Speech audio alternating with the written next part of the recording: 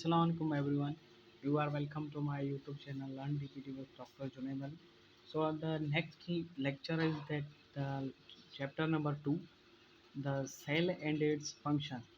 तो आज हमें इसमें चैप्टर में सेल और इसके जो फंक्शन होते हैं हम इसको डिस्कस करेंगे, ठीक है। तो हमारा जो पहला टॉपिक है आज वो हमारा है ऑर्गेनाइजेशंस ऑफ सेल। हमें इसमें ये पढ़ेंगे कि सेल में क्या होता है और सेल कैसे बनता है, किन किन चीज़ों से बनता है, ठीक है। तो ऑर्गेनाइजेशन ऑफ सेल को स्टार्ट करने से पहले मैं आपको यहाँ पर कुछ मेन पॉइंट्स है वो आपको बता दूँ कि जो न्यूक्लियस होता है इन द सेल वो सेपरेट होता है from the cytoplasm by a nuclear membrane. ये आपने याद रखनी है क्योंकि ये अक्सर करके एमसीक्यूज में पूछी जाती है, ठीक है। तो हमने देख लिया कि जो न्यूक्लियस है वो सेपरेट होता है साइटोप्लाज्म से बाय अ न्यूक्लियर मेम्ब्रेन, और जो साइटोप्लाज्म है वो होता है सराउंडिंग फ्लूइड से separate by a cell membrane, जिसको हम also known as plasma membrane भी कहते हैं। जो कुछ मेन कंपोनेंट्स हैं जो मिलकर सेल को बनाते हैं, तो उसमें इसके 5 मेन कंपोनेंट्स या बेसिक सब्सटेंस होते हैं जो सेल को बनाते हैं, ठीक है। इसमें पहला होता है जो है वो है water, electrolytes and protein, lipids and carbohydrate, ठीक है। तो इसकी जो डिटेल में हमें अभी स्टडी करेंगे कि वाटर कैसे होता है और वाटर सेल के लिए क्यों ज़रूरी है और कितना परसेंट होता है, ठीक है। तो वाटर है जो most of the cell except for जो होता है हमारा फैट सेल, उससे अलावा जो हमारे सेल है वो एक उसमें 70 to 85% जो हमारी कंसंट्रेशन होती है ना वो वाटर की इन द सेल होता है, ठीक है। हमारे सेल में जो वाटर है वो इसलिए इम्पोर्टेंट है कि जो हमारे सेलुलर केमिकल्स जो होते हैं ना वो डिजोल्व हो जाते हैं in a water, and water is also important for the chemical reaction take place along the dissolved chemicals are at the surface of the suspended particles or membrane. जो हमारे केमिकल रिएक्शन होते हैं in the cell, जो dissolved chemicals होते हैं हमारे cell में हो जाते हैं, तो उससे जो केमिकल रिएक्शन होते हैं उसमें भी हमारा जो वाटर है वो मेन रोल परफॉर्म करता है, ठीक है। तो उसके बाद जो हमारा है वो है हमारा आयंस। आयंस हमारे जो सेल में होते हैं in the cell included the potassium, magnesium, phosphate, sulphate, bicarbonate and small quantity of sodium chloride and calcium, ठीक है। ये जो कंपोनेंट्स होते हैं जहाँ आयंस है वो हमारी सेल में प्रेजेंट होते हैं, ठीक है। तो ये आयंस है जो हमारे सेल में किस लिए होते हैं कि इसका मेन पर्पस क्या होता है।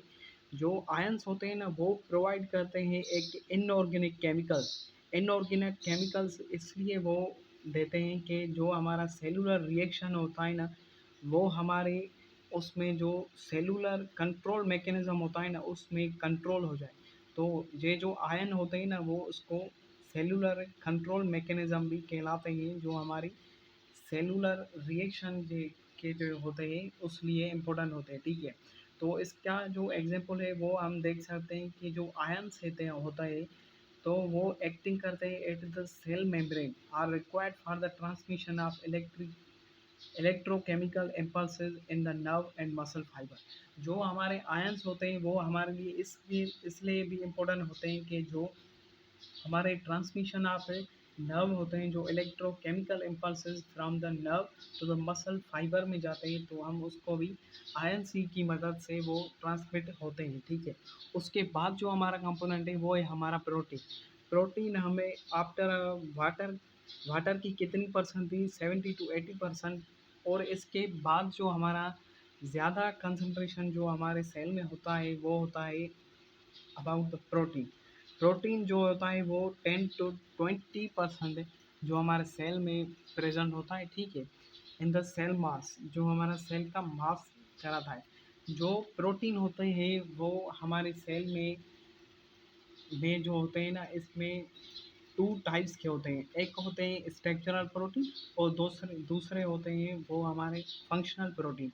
स्ट्रक्चरल प्रोटीन हम उसे कहते हैं जो हमारी सेल का एक स्ट्रक्चर मेंटेन करते हैं, उसको एक प्रॉपर शेप देते हैं तो हम उसको कहते हैं कि ये हमारे स्ट्रक्चरल प्रोटीन होते हैं, ठीक है। इसमें जो हम यहाँ पर देख सकते हैं कि जो हमारे स्ट्रक्चरल जो प्रोटीन होते हैं वो mainly in the form of filaments, जो उसमें हमारे फिलामेंट में होते हैं, और जो वो हमारे फॉर्म द माइक्रोट्यूब्यूल्स, वो माइक्रोट्यूब्यूल्स भी बनाते हैं, और वो also give the structure of the cell and also give the cytoskeleton of the cellular organelles. जो हमारे सेलुलर ऑर्गेनेल्स होते हैं वो उसमें भी जो साइटोस्केलेटन होता है उसको एक प्रॉपर देता है शेप ऑर्गेनेल को, जिसमें हम देख सकते हैं कि हमारा सीलिया है, नर्व है, एक्सोन है। इसमें जो एक प्रॉपर शेप होता है इनका, तो वो हमारी स्ट्रक्चरल प्रोटीन की वजह से होता है, ठीक है। इसके बाद जो हमारा होता है, इसके बाद हमारा होता है एक फंक्शनल प्रोटीन। फंक्शनल प्रोटीन हमें इसको also known as the enzyme active आती है, तो हम इसको also called enzyme active protein भी कहते हैं। ये फंक्शनल प्रोटीन हमारे इसलिए इम्पोर्टेंट है कि हमने पीछे देखा कि जो हमारे स्ट्रक्चरल प्रोटीन थे वो हमारे सेल का सिर्फ स्ट्रक्चर बना रहे थे, पर इसके बाद जो स्ट्रक्चर बनने के बाद जो हमारा वो एक फंक्शन प्रॉपर करेगी सेल, तो हमारे उसमें जो प्रोटीन यूज़ होते हैं वो हमारे कहलाते हैं फंक्शनल प्रोटीन। इसकी जो एग्जांपल है हम यहाँ पर देख सकते हैं कि जो हमारे केमिकल रिएक्शन होते हैं ना वो स्प्लिट करते हैं glucose into two component parts, जिसमें वो कंबाइन होते हैं ऑक्सीजन से और फॉर्म करते हैं कार्बन डाइऑक्साइड एंड वाटर को। तो हमारी एक फंक्शनल प्रोटीन ने काम किया, एक एक्ट एज अ एंजाइम। तो हमारा क्या हुआ, जो हमारा ग्लूकोज था वो उससे कंबाइन होकर ऑक्सीजन से कार्बन डाइऑक्साइड कंबाइन होकर ऑक्सीजन से उसने कार्बन डाइऑक्साइड एंड वाटर बना दिया, ठीक है। तो अच्छा, तो प्रोटीन के डिस्कस करने के बाद जो हमारा नेक्स्ट कंपोनेंट होता है वो हमारा होता है लिपिड। लिपिड जो होते हैं इसमें जो एक common lipids are several type of substance but they are grouped together because of it is a common property of it being soluble in a fat solvent।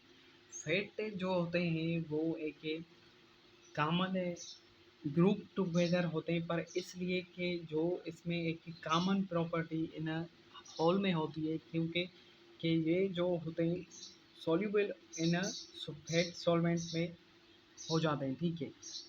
हमारे सेल में दो तरह के जो मेन लिपिड होते हैं, एक होता है हमारा फास्फोलिपिड और दूसरा होता है हमारा कोलेस्ट्रॉल। जो एक मिलकर जो हमारे सेल का जो मास होता है वो अबाउट 2% हमारे सेल का जो मास है वो बनाते हैं, ठीक है। These are the used These are the cholesterol and phospholipid are mainly insoluble in water।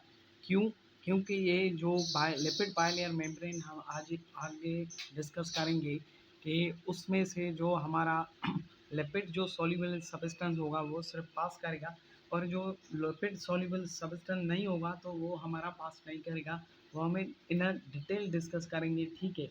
तो इसमें क्या होगा, जो फास्फोलिपिड एंड कोलेस्ट्रॉल होगा वो इनसॉल्युबल इन वाटर होगा, and these are the used to form the cell membrane। इनका जो काम होगा फास्फोलिपिड एंड कोलेस्ट्रॉल का, वो क्या होगा, वो हमारी सेल मेम्ब्रेन को बनाएंगे। सेल मेम्ब्रेन को बनाकर इंट्रासेलुलर जो मेम्ब्रेन बैरियर है वो सेपरेट करते हैं डिफरेंट सेल कंपोनेंट्स, ठीक है। तो इसमें जो कंपोनेंट में डिफ्रेंशिएट करने के जो हेल्प करता है वो हमारा होता है फास्फोलिपिड एंड कोलेस्ट्रॉल, जिसको हम लिपिड भी कह सकते हैं, ठीक है। In addition to phospholipid and cholesterol are the some contain the large quantities of triglyceride। जो हमारा फास्फोलिपिड या कोलेस्ट्रॉल हो उसमें लार्ज क्वांटिटी ऑफ ट्राइग्लिसराइड होगी, तो हम उसको कहेंगे कि ये हमारा एक न्यूट्रल फैट है, न्यूट्रल फैट है।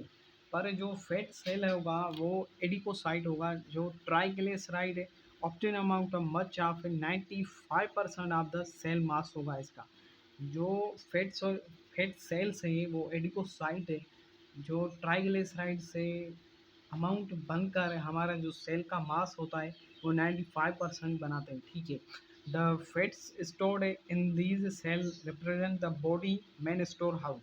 जो हमारा फैट इनमें स्टोर्ड होगा तो हम इसको store house energy giving nutrient भी कह सकते हैं, ठीक है। That they can later be use to provide energy whenever needed the body. जब हमारी बॉडी को उसकी ज़रूरत होगी हमारी एनर्जी के लिए, तो उस वक्त क्या होगा कि लिपिड में जो हमारी एनर्जी स्टोर होगी तो वो उस वक्त यूज़ हो रही होगी, ठीक है। इसके बाद जो हमारा नेक्स्ट और लास्ट कंपोनेंट होता है फैट, वो होता है हमारा carbohydrate. Carbohydrate is the major play role in the cell nutrition. Cell membrane को बना दिया, वाटर को केमिकल रिएक्शन हो गई, तो इसके बाद जो हमारा सेल की न्यूट्रिशन होगी वो थ्रू द कार्बोहाइड्रेट्स होगी, ठीक है।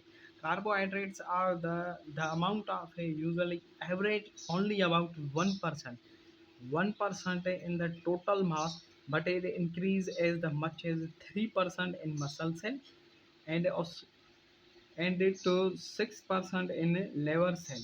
जो हमारी सेल की न्यूट्रिशन में 1% हमारा जो सेल का अमाउंट एवरेज बन रहा था मास, तो उसके बाद जो इनके जो कंसंट्रेशन थी वो बढ़ा कर कार्बोहाइड्रेट ने को, तो उसने क्या किया कि 3% इन अ मसल सेल कर दी और 6% इन अ लिवर सेल कर दी।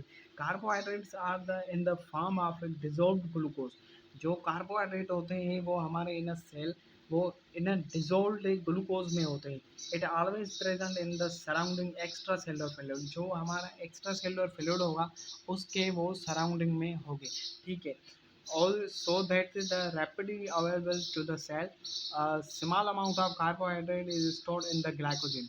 जो हमारा स्मॉल अमाउंट ऑफ जो कार्बोहाइड्रेट होगा वो हमारी सेल में स्टोर होगा इन द फॉर्म ऑफ ग्लाइकोजन, ठीक है। तो आज का हमारा लेक्चर यहीं पर ख़त्म होता है।